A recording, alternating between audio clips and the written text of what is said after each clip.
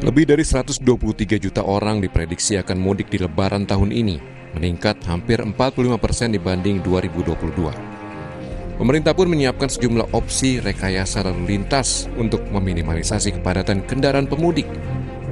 Pemerintah memprediksi titik yang menjadi pusat kepadatan kendaraan ada di Tol Cikopo Palimanan, Cipali, Jawa Barat, dan penyeberangan Merak Bakauheni.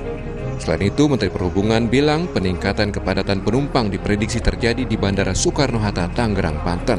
Ya, kami memang memetakan beberapa titik-titik yang kemungkinan krusial, yaitu di 3 titik. Satu itu di Cipali, yang kedua itu di ASTB, yang ketiga di Suta. Satu lagi nggak terlalu krusial adalah perjalanan laut yang ada di Batam. Dalam rangka pemudik darat ini, yang krusial juga adalah motor, banyak sekali. Dan sekali lagi, dengan segala kerendahan hati, kami menghimbau ya masyarakat tidak pulang dengan motor.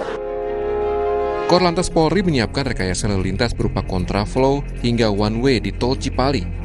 Kontraflow bahkan bisa disiapkan mulai dari Tol Jakarta Cikampek. Memetakan di ruas arteri, ya, arteri Pantura maupun tengah sampai Pansela, kita juga sudah siapkan untuk rekayasa lalu lintas.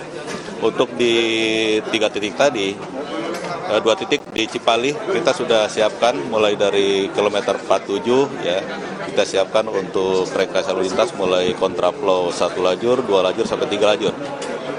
Ini kemungkinan tidak ada one way untuk Jakarta Cikampek sampai 72, ya. Setelah 72 karena lajurnya masih 2, ya, terpaksa kita kemungkinan nanti akan memberlakukan one way di sana. Antisipasi kepadatan arus mudik perlu dilakukan jauh-jauh hari. Kurang dari 2 pekan diprediksi terjadi puncak arus mudik, yakni mulai 17 April 2023. Tim Liputan, Kompas TV. Saudara, dari kalkulasi yang dilakukan Kementerian Perhubungan atau Kemenhub, diprediksi akan ada lebih dari 123 juta pemudik pada saat Lebaran tahun ini. Tidak lepas ini dari pencabutan PPKM pasca pandemi COVID. Bisa dibilang musim mudik kembali normal setelah pandemi COVID-19 berlalu. Apa yang perlu disoroti dan apa yang perlu diantisipasi untuk meminimalisasi segala hal yang tidak kita inginkan dalam arus mudik dan arus balik Lebaran tahun ini. Kita akan bahas dan sekaligus ini menjadi imbauan bagi Anda, pemirsa Sapa Indonesia Pagi yang juga berencana untuk melakukan mudik dan tentu nanti balik lagi ke kota-kota besar termasuk Jakarta. Kami akan bahas bersama Dirjen Perhubungan dari Kementerian Perhubungan, Dirjen Perhubungan Darat dari Kementerian Perhubungan, Bapak Irjen Pol Hendro Sugiatno. Kemudian hadir juga pengamat transportasi Joko Setiowarno. Nanti akan bergabung anggota Komisi 5 DPR H.A. Bakri. Pak Hendro, selamat pagi. Pak Joko, selamat pagi. Salam sehat untuk kita semua. Selamat pagi, Mas Bayu. Ya. Selamat pagi. Ya. Selamat pagi, Pak Joko.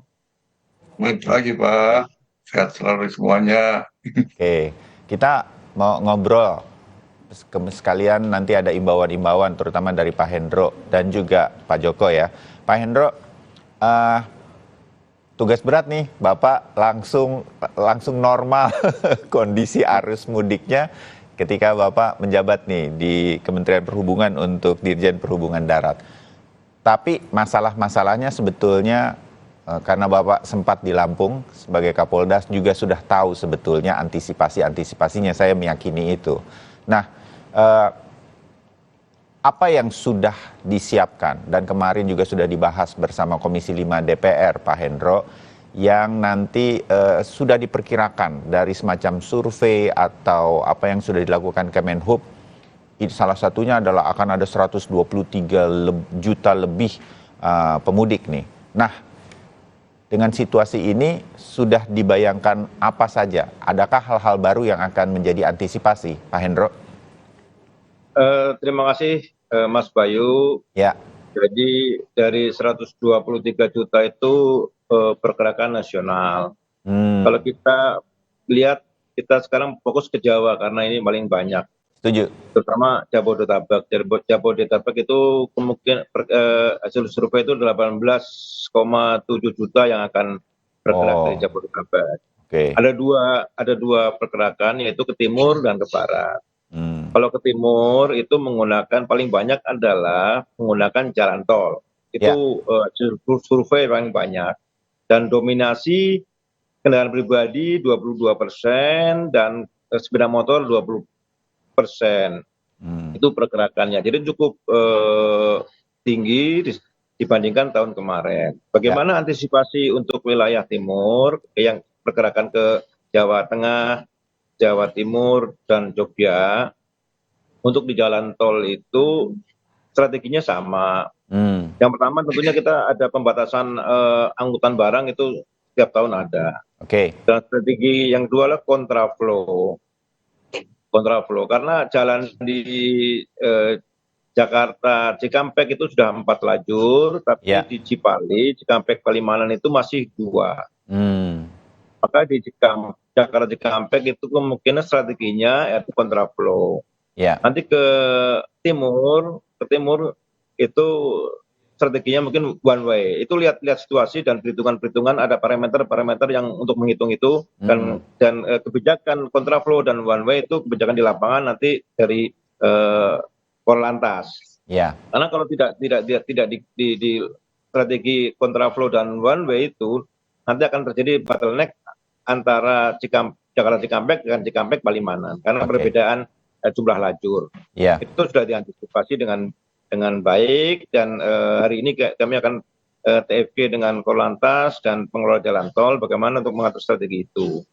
Jadi untuk yang balik ke Jakarta, yang untuk kontraflow itu tidak semua lajur, akan disisakan 2 lajur yang akan kembali ke Jakarta, mungkin dari Bandung, atau bis yang dari Jawa Tengah, Jawa Timur akan mengambil penumpang ke Jakarta, nanti akan disiapkan 2 lajur yang akan bisa digunakan untuk kembali ke Jakarta. Tidak ada penutupan total atau one way di Jakarta Cikampek. Dan maksimalkan yang lebih penting juga adalah rest area. Rest area nanti akan dimaksimalkan. Jadi tidak ada masyarakat yang kami juga mengimbau masyarakat tidak berhenti di bahu jalan, tapi masuk semua ke rest area. Jadi rest area nanti masuk semua diisi penuh karena truk itu sudah tidak boleh berjalan dan akan dibersihkan rest area dari parkir kendaraan berat. Jadi maksimal dimaksimalkan. Itu yang ke arah timur. Kalau ke arah barat itu yang adalah di Merak dan Bakahuni. Tol Jakarta Merak sampai ke Pelabuhan Bakahuni ya nanti. Ya, Merak. Jadi kalau ada penumpukan di Merak, karena itu pergantian moda dari darat, dia akan beralih ke laut, itu pasti. Untuk mengantisipasi itu adalah satu, di Pelabuhan Merak sudah ada pelebaran area parkir. Mungkin ada penambahan 1.250 kendaraan atau penambahan. Yang kedua, kita juga menggunakan Pelabuhan Ciwandan. Ciwandan di H-7 itu sudah diberlakukan sama dengan Merak. Jadi Ciwandan itu bukan pelabuhan alternatif, tapi dipergunakan sama dengan Pelabuhan Merak. Dan hasil perhitungan kemarin tentang visi rasio di Merak itu masih di bawah 7 lah, 0,7. Jadi masih bisa mudah-mudahan bisa menampung. Nanti di pembagiannya adalah di Cilegon Timur. Di Cilegon Timur nanti akan ada pembagian mana yang ke Merak, mana yang ke Ciwandan. Tapi untuk sepeda motor, itu akan diarahkan ke Ciwandan. Jadi sepeda motor nanti kita akan memanusiakan saudara-saudara kita yang menggunakan sepeda motor. Nanti akan ada kapal tersendiri dari Ciwandan, bisa ke Bakahuni, milih, dan bisa ke Pelabuhan Panjang di Bandar Lampung. Tinggal memilih masyarakat kita yang menggunakan sepeda motor. Kita akan memanusiakan itu. Jadi kita mengharapkan nanti sepeda motor itu tidak bergabung dengan kendaraan-kendaraan yang lain. Itu yang strategi yang sudah kita kerjakan. Menarik untuk ke arah barat karena nanti akan menyeberang ada pelabuhan-pelabuhan, kalau dulu masih disebut sebagai pelabuhan alternatif selain Merak, sekarang bukan alternatif ya Pak Hendro, ini pelabuhan yang dipakai betul-betul untuk arus mudik. Pelabuhan Ciwandan di Cilegon Timur nanti akan dikeluarkan, dan di pelabuhan ini motor yang akan mudik ke Sumatera juga akan lewat sini, dan ada feri khusus atau kapal khusus untuk mengangkut pemotor. Oke, kita sudah dapat bayangannya ini, yang ke timur dan ke barat di Pulau Jawa, masih cukup tinggi motornya 20% sebagai sebuah perkiraan. Imbauan terus dilakukan. Mudah-mudahan yang menyaksikan Sapa Indonesia Pagi hari ini kalau mau naik motor bisa mengganti sedemikian rupa. Karena paling aman ya kan. Kita mengimbau tidak pakai sepeda motor lah. Kami juga menyiapkan mudik mengangkut sepeda motor dari truk maupun kapal itu sudah siapkan gratis untuk kita mengangkut sepeda motor. Oke. Nah, Mas Joko, ini upaya-upaya yang kita sudah dengar sedemikian rupa untuk mengantisipasi normal kembalinya arus mudik dan arus balik. Tidak terlalu berbeda dengan upaya-upaya kita dalam mengantisipasi arus mudik sebelum pandemi juga, begitu. Ada sesuatu mungkin yang menjadi catatan Mas Joko untuk mengantisipasi kali ini. Ini euforianya saya meyakini akan cukup tinggi untuk pulang kampung kali ini karena sudah nggak ada COVID istilahnya. Mas Joko. Ya, tahun lalu itu sebenarnya sudah semi lah. Semi kita menghadapi full mudik. Ya. Bisa dibilang berarti kita udah latihan ya, Mas Joko. Sudah. Jadi tahun lalu memang ada sisi positifnya, keselamatannya makin baik. Ya. Oke. Yang jelas itu kalau mudik itu tidak mungkin perjalanannya seperti tidak mudik. Iya. Ya, kalau lancar-lancar aja nanti pemudiknya nggak ada ceritanya. Kalau ditanya harganya berapa jam, nah itu kan, Iya. biar ada ceritanya lah. Oke. Tapi kalau saya lihat tahun lalu itu setelah terhubungnya tol Trans Jawa di Jawa dulu ya, itu Trans Jawa terhubung itu memang waktu perjalanan ketika mudiknya ini saya ambil contohnya. Dari Jakarta, Jabodetabek menuju Solo sekitarnya lah. Ya. Itu dulu sebelum ada terhubung itu 30 sampai 35 jam. Ya. Ini saya kumpulkan datanya dari Kompas juga gitu. Saya punya clippingnya itu sejak 2010. Kemudian kemarin 2022 itu antara 10 sampai 12 jam. Solo dalam keadaan arus mudik gitu ya, dengan ada kemacetan. Arus mudik. Ya, sama-sama arus mudik sebelum tol terhubung dan sesudah. Oke. Ya, mudah-mudahan patokannya selalu Solo lah. Solo yang jarak menengah ya, dan situ juga agak seksi juga yang kota dua presiden lah gitu ya. Nah, itu takutnya. Mudah-mudahan tahun ini seperti itu. Nah, sehingga tadi yang dikatakan Pak Hendro itu menjadi pedoman, dan mungkin nanti akan ada beberapa modifikasi. Saya bisa memaklumi kalau tahun lalu itu kan ada arus arah. Ya, itu sampai dengan Kali Kangkung Semarang. Itu memang ada saran memang khususnya bagi bus-bus yang penjemput, itu kasihan juga mereka yang mau mudik gratis atau pakai angkutan agak kesulitan, sehingga tadi agak luas ya, artinya tidak seluruhnya searah, ada kontraflow-nya juga. Itu diberikan khususnya bagi pengguna bus tadi.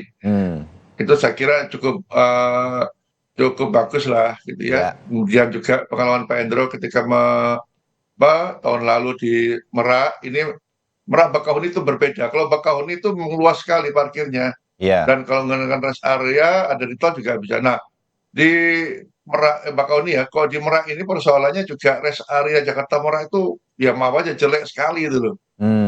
Tidak aman dan sebagainya, ini jadi persoalan. Tapi ini tahun ini sudah ada satu kawasan ya, yang itu untuk menampung, ya setidaknya sudah kemudian ada diurai. Diurai ada yang ke Ciwandan, ini pada saat peak juga saya kira nanti mudah-mudahan bisa terurai lah. Memang sebenarnya kalau melihat hitung-hitungannya, ya kondisi Merak itu bisa ya mencukupi secara volume ya. Cuman persoalan ketika ini kan mudik gitu loh, mudik bareng itu mereka numpuknya, dan biasanya milih mereka itu malam hari, sore sampai malam. Ini yang sehingga memang harus diurai ya. Nah, setidaknya dalam mudik ini ada 5 hal harus diperhatikan. Saya bilang Pertama, kondisi rest area di jalan tol. Kedua, tadi penyeberangan.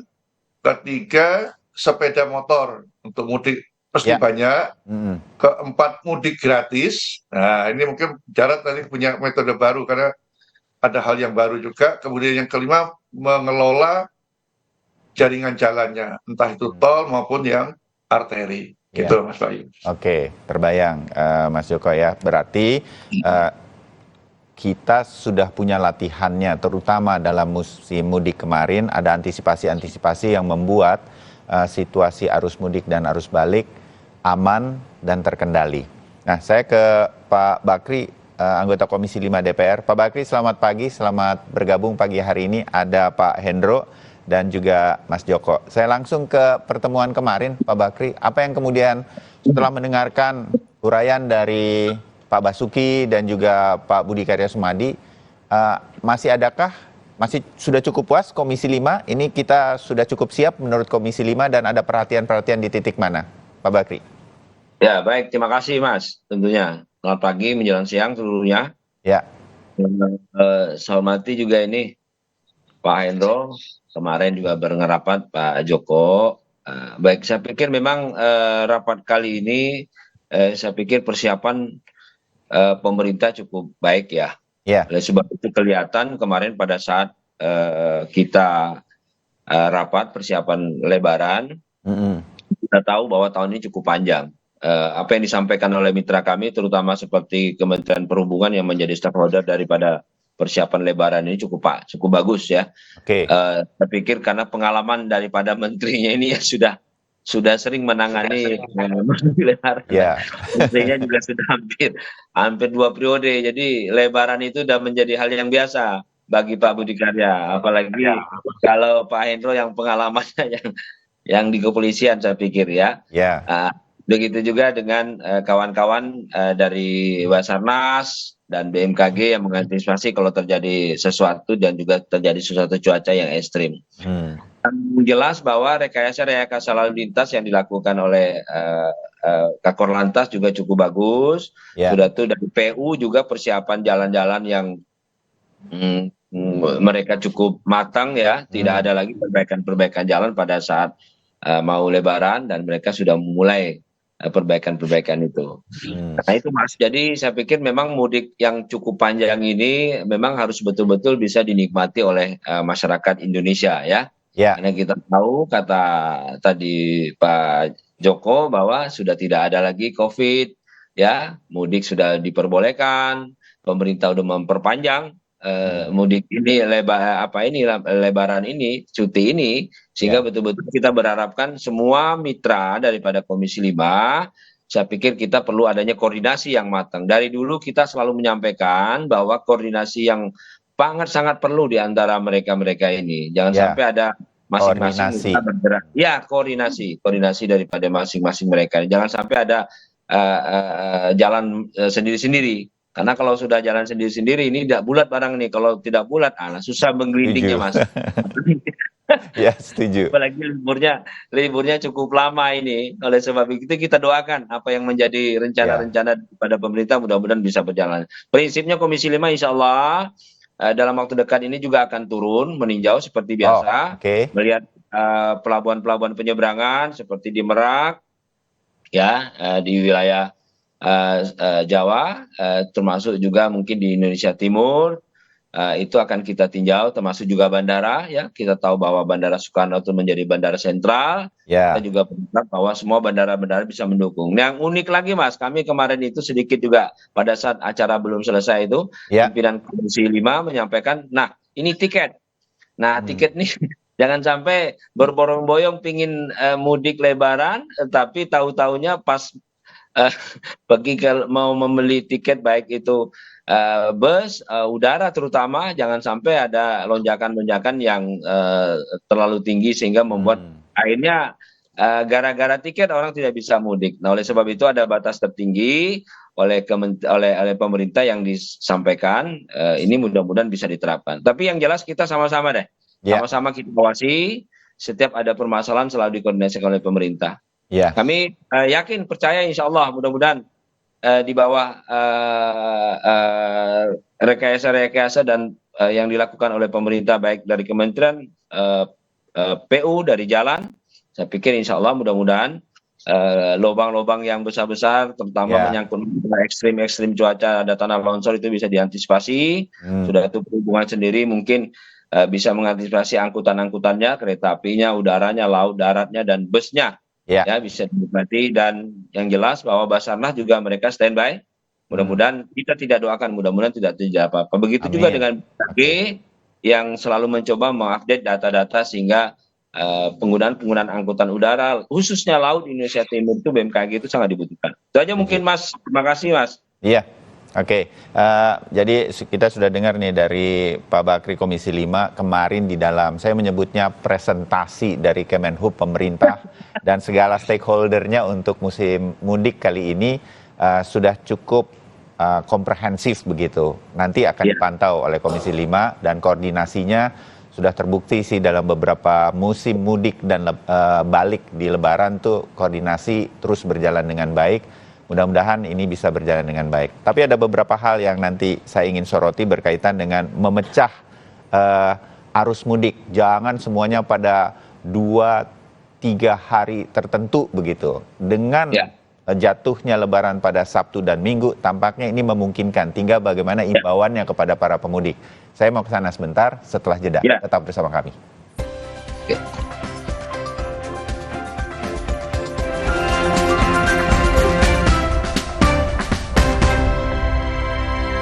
Tahan tubuh harus